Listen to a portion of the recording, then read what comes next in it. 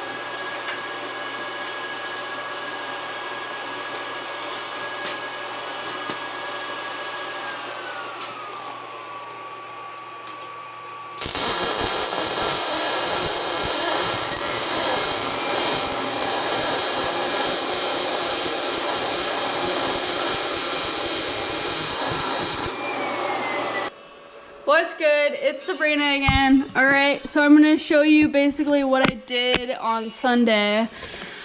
I tacked in these frame mounts.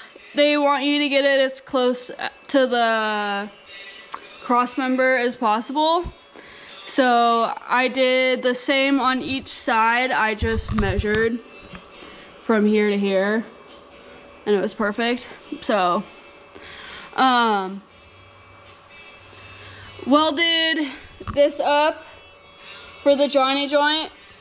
If you can see, it's dark as shit, but alright, so these are the bottom links. They are a little bit beefier in size, and then I have yet to weld these up, but I did tack them, and I tacked this mount as well. You can actually, there is a, fuck, you can't see, there's a flat piece, and I welded that on the bottom instead of the top, just because if I were to hit a rock or something, that would give it a little more protection. Got the truss on here. You can't weld to these diffs because they are cast iron, if you didn't know, whereas the tubes are made out of steel, and they're actually pressed in right here, like just super tight. So you don't want this to crack because cast iron is very brittle. So got the truss on here, or the bridge, whatever you want to call it, and then these are the top links. So they are a little bit smaller in diameter, same size Johnny joints, and these are also just tacked into place. But we did a lot of measuring. It would be ideal to have whatchamacallit, I can't remember. Anyways, we just used a piece of string. Yeah, I know, this sounds super ghetto. Okay, we used a piece of string and we had a washer tied to it, and we just like made sure they were same distance apart. We like checked it like 5 fucking times because we're doing it kind of ghetto. But yeah, we just double made sure that everything fit. We could still get the nuts on the bolts at the end, and this is also just tacked into place in case we do need to change it. But they are adjustable. You can actually, these rings right here, you can have them like 3 rings out or in. We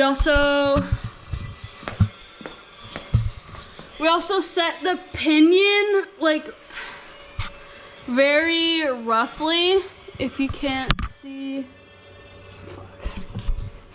You do want this pointed upwards towards the transfer case. You can't even see that, but I am getting an Atlas, either 2-speed or 4-speed. I haven't really decided yet, but it is going to be a 5-to-1 gear ratio.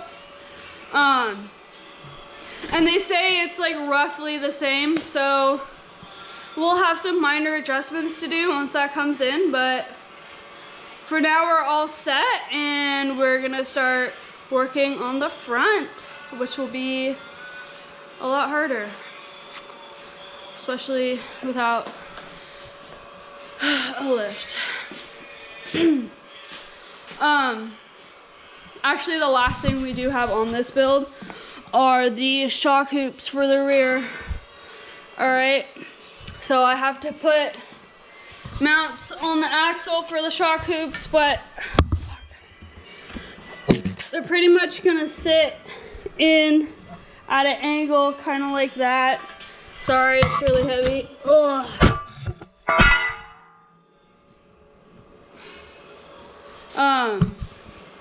So they'll probably sit like around here.